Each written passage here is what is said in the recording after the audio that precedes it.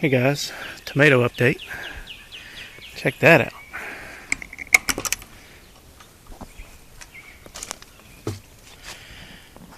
Lots of little blooms. Lots of tomatoes. Things are growing right up.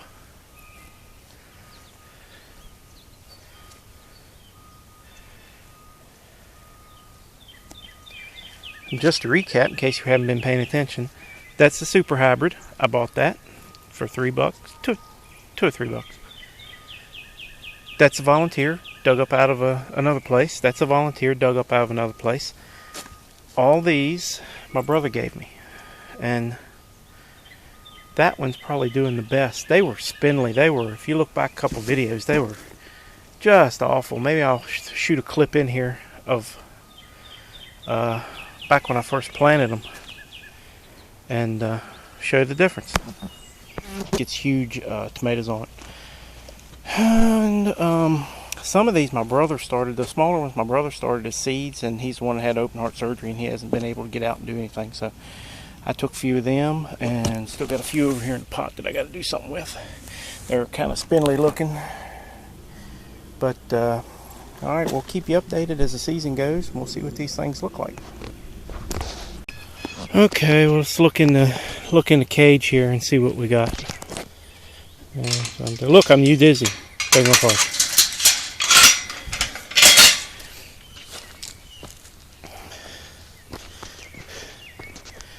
These bad boys are growing up. Got tomatoes on them. These all came from Walmart. It was a 6-pack, and I actually ended up getting 7 plants out of them. So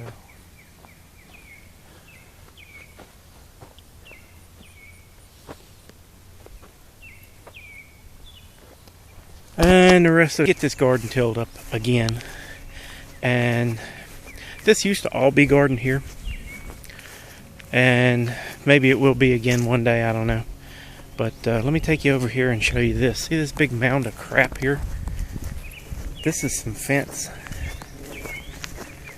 Now my brother-in-law hasn't done any farm work in a long time. This is his old manure spreader, and he told me, he said, if you go look behind that manure spreader, there's a roll of fence up there, and you can use that to put up around your garden. And sure enough, there, amidst all the honeysuckles and the small trees growing through it, there's this roll of fence.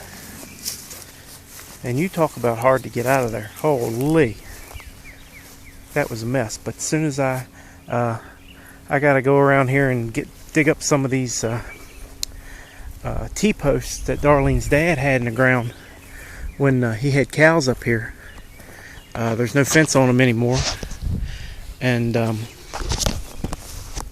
no fence on them anymore. So I'm going to get them up out of the ground, bring them up here, and try to fence some of that in. Because if I don't, the deer is just going to eat it. And like I said, Darlene loves the deer, so I'm not going to kill her. And evidently, somebody's got interest in the deer because she wears that big collar. So we're going to reuse, recycle, repurpose that fence and some of these T-posts around here. Make an enclosure to keep my squash and my green beans. I think that's probably all I got time to plant since it's so late. But we'll try to keep them from being eaten by the deer.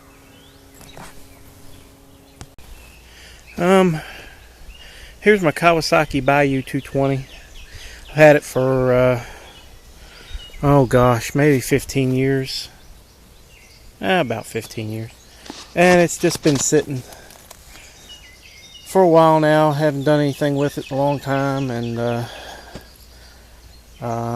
getting it going. I got to take the carburetor apart, do a few things. I got the battery out of it. I got the mouse out of it earlier.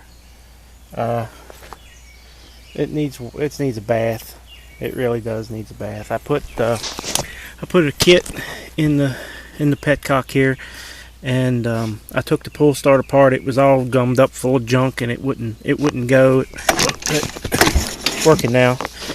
I've already done that. I think the front brakes are not doing too good.